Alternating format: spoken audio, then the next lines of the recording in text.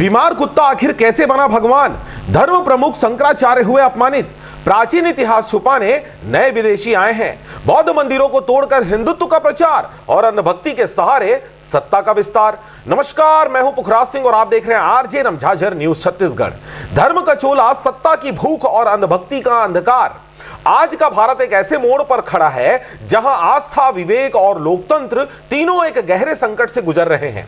जिस धर्म ने सदियों तक मानवता, प्रकृति और करुणा का संदेश दिया, उसी धर्म को आज सत्ता की राजनीति ने हथियार बना लिया है। सत्ताधारी भारतीय जनता पार्टी और उसकी तथाकथित डबल इंजन वाली सरकार हिंदुत्व का झंडा उठाकर जिस तरह देश को बांट रही है, वह आने वाली पीढ़ियों के लिए एक भयावह विरासत बनती जा रही है। आज की खबर में इन तमाम मुद्दों पर आज बात करेंगे। इससे पहले चैनल को अभी तक आपने सब्सक्राइब नहीं किया है तो कृपया चैनल को सब्सक्राइब कर लें और खबरों को ज्यादा से ज्यादा शेयर करें। बीमार कुत्ता बना भगवान, यहां इंसान ने खो दी पहचान।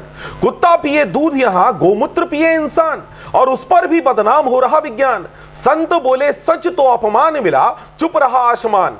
इतिहास मिटा, बुद्ध गिरे, बदला गया हर निशान। धर्म की आड़ में सत्ता चली, बिक गया ईमान। सोच जगी तो बचेगा देश, वरना मिट जाएगा इंसान। शंकराचार्य बनाम सत्ता की बात सबसे पहले करें तो जब संत भी सवाल उठाने लगे, जनवरी 2026 में शंकराचार्य स्वामी अविमुक्तेश्वरानंद और सरकार के बीच खुली तकरार ने यह स्पष्ट कर दिया कि अब संत, महंत और धर्माचार्य भी सत्ता की नीतियों से असंतुष्ट हैं। शंकराचार्य का गुस्सा आसमान पर है। वे बार बार यह कह चुके हैं कि धर्म के नाम पर राजनीति हो रही है और सनातन को सत्ता की ढाल बनाया जा रहा है।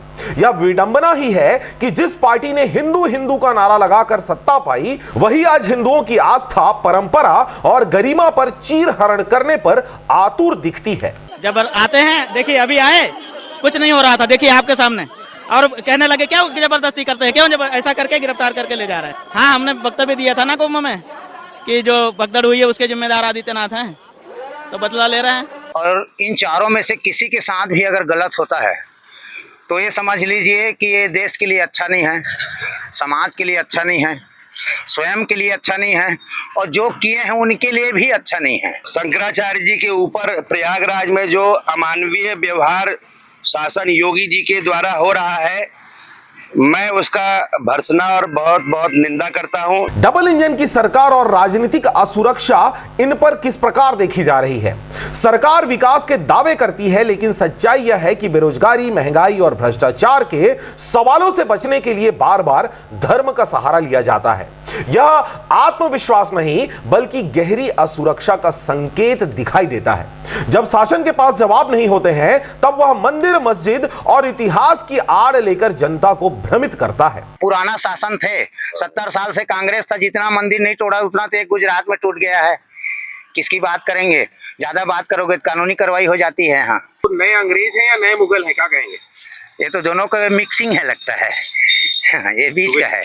औरंगजेब के बाद अगर सबसे ज्यादा मंदिर किसी ने तोड़ा है तो नरेंद्र मोदी ने तोड़ा है। नरेंद्र मोदी के शासन ने बनारस की संस्कृति को बर्बाद कर दिया, यहाँ की धरोहर को बर्बाद कर दिया। हर छोटे गलियों का शहर बनारस कहा जाता था। हर गली में कई सारे मंदिर होते थे जिनका पौराणिक इतिहास रहा था। 200 साल, 300, 500 साल पुराने मंदिरों को इस सरकार ने तोड़ दिया। तो जिसने भी आज तक संसार में गुरुओं को छेड़ा है उसका कभी भला हुआ नहीं। ये विनाश काले विपरीत बुद्धि का समय आ गया है, और विनाश का समय आता है तो फिर उल्टा पुल्टा हरकत शुरू हो जाती है। गौ हत्या, बवाल और दोहरा चरित्र इनका देखने को मिलता है। देश में गौ हत्या के नाम पर भीड़ द्वारा हत्या कर दिया जाना, हिंसा और बवाल आम बात हो चुकी है। कई निर्दोष लोगों की जान सिर्फ अफवाहों पर ले ली गई है। लेकिन इसी देश में सबसे बड़ी विडंबना यह है कि गौ माता के नाम पर राजनीतिक करने वाली सरकार को मांस निर्यातक कंपनी से सबसे ज्यादा चंदा मिलता है। एक ओर सड़क पर इंसान मर रहा है, वहीं दूसरी ओर कॉरपोरेट कंपनियां सरकार की झोलियां भर रही हैं। यही है आज का संरक्षणवादी हिंदुत्व, वैदिक धर्म बनाम विनाशकारी राजनीति। वैदिक परंपरा ने हमेशा प्रकृति संरक्षण यानी जल, जंगल और जमीन की रक्षा पर जोर दिया है। वसुधैव कुटुंबकम और पृथ्वी माता का भाव हमारी संस्कृति में पहचान के रूप में देखी जाती है। लेकिन आज तथाकथित हिंदुत्व रक्षक सबसे ज्यादा पर्यावरण को नुकसान पहुंचा रहे हैं। जंगल कट रहे हैं, नदियां सूख रही है, पहाड़ खोदे जा रहे हैं और सब कुछ विकास के नाम पर धर्म का इस्तेमाल अब प्रकृति की बलि चढ़ाने के लिए किया जा रहा है। अंधभक्ति विवेक का अंतिम संस्कार देखने को मिल रहा है। जी हां, आज देश में एक अजीब और खतरनाक मानसिकता पनपती देखी जा रही है। कुत्ते आज दूध पी रहे हैं और इंसान गोमूत्र। यह वाक्य केवल व्यंग नहीं बल्कि हमारी सामाजिक गिरावट का आईना है। यह दर्शाता है कि इंसानों की बुद्धि को धर्म और अंधभक्ति का दीमक किस हद तक खा चुका है। कहीं बीमार जानवर भगवान बन जाता है, कहीं ट्रैफिक सिग्नल पूजनीय हो जाता है, कहीं अफवाहें चमत्कार बन जाती हैं। सोच खत्म, सवाल खत्म, विवेक खत्म। यही अंधभक्ति सत्ता की सबसे बड़ी पूंजी बनती जा रही है। हमारी 3 पीढ़ी गुजर गई, हमें तो नहीं दिखे हनुमान जी की पूंछ के बाल नहीं दिखे, न मूछ के न पूंछ के। 3 पीढ़ी गुजर गई हनुमान जी की सेवा करते करते। इसलिए इन नाटकों से, इन प्रपंचों से बचना चाहिए। कोई दुर्गा माता किसी के शरीर पर नहीं आती है, कृपा होती है, आती नहीं। आ जाए, अब दुर्गा माता इतनी फ्री नहीं है। हाँ, कि तुमने नींबू मारा और देवी माता प्रकट, कौन? मैं नौ दुर्गा माता। तुमने देवी नींबू लगाया नहीं हो, तुम लिए त्रिशूल घूम रही दुर्गा माता, और तुमने सांगिन लिए घूम रही तुम दुर्गा माता। ये प्रपंच है, प्रोपोगंडा है। ऐसे व्यर्थ के प्रोपोगंडे से सावधान रहना चाहिए भारत के लोगों को, और हिंदुओं को सावधान रहना चाहिए। ऐसे प्रोपोगंडों को शीघ्र बंद कराने के लिए दृढ़ संकल्प लेना चाहिए। अफवाहें और डिजिटल उन्माद किस प्रकार से फैलाया जाता है। सोशल मीडिया आज सच्चाई का नहीं बल्कि उन्माद का माध्यम बन चुका है। फर्जी वीडियो, भड़काऊ भाषण और झूठी कहानियां मिनटों में देश भर में फैल जाती है। सरकार चाहे तो इसे क्षण भर में रोक सकती है, लेकिन मौन इसलिए है क्योंकि यह उन्माद सत्ता के लिए फायदेमंद होती है। साधुओं को मारना, 85 साल का बुजुर्ग साधु हॉस्पिटल में एडमिट है मार में। एक ऐसा राजनीति है, एक ऐसा दादागिरी है। शंकराचार्य जी को इस प्रकार से अगर किया जाए तो बाकी हम जैसे गरीब साधुओं को तो कोई सम्मान, कोई इज्जत ही नहीं रहेगा। अब उनके साथ आप इस टाइप का व्यवहार किए हो शंकराचार्य के, तो इन लोगों के साथ तो आप उससे भी बुरा बर्ताव किए होगे। धर्म का बाजार और नए शासक देखे जा रहे हैं। आज धर्म एक व्यापार है। मंच, यात्रा, पोस्टर, प्रचार और चंदा सब कुछ एक पैकेज में बिक रहा है। कुछ आलोचक इसे नए अंग्रेज और नए मुगल की मानसिकता कहते हैं, जहां सत्ता के लिए देश, समाज और संस्कृति सब दांव पर लगा दिए जाते हैं।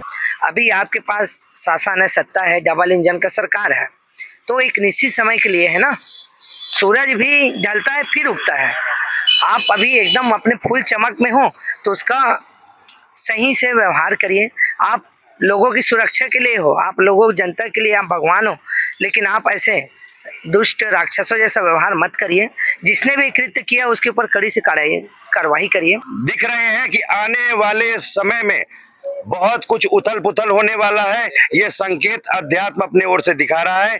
एक सन्यासी का अनशन पे बैठना, ये लक्षण बाबा और साधु संत का तो भगवान ही मालिक है। जनता आखिर नागरिक है या फिर भक्त, सोचने वाली बात है। आज देश में 2 भारत बन चुके हैं, एक जो सोचता है, दूसरा जो सिर्फ मानता है। लोकतंत्र पहले से चलता है, दूसरे से नहीं, लेकिन दुर्भाग्य से दूसरा वर्ग तेजी से बढ़ता जा रहा है। आज का संपादकीय केवल एक आईना मात्र था। निष्कर्ष की अगर बात कहें तो अब भी समय है। भारत केवल मंदिरों और नारों से नहीं बना है, यह सवालों, संघर्षों और विचारों से बना है। आज जरूरत है कि जनता तय करे, क्या वह धर्म के नाम पर ठगी जाती रहेगी, क्या वह अंधभक्ति के नाम पर भविष्य गंवाते रहेगी।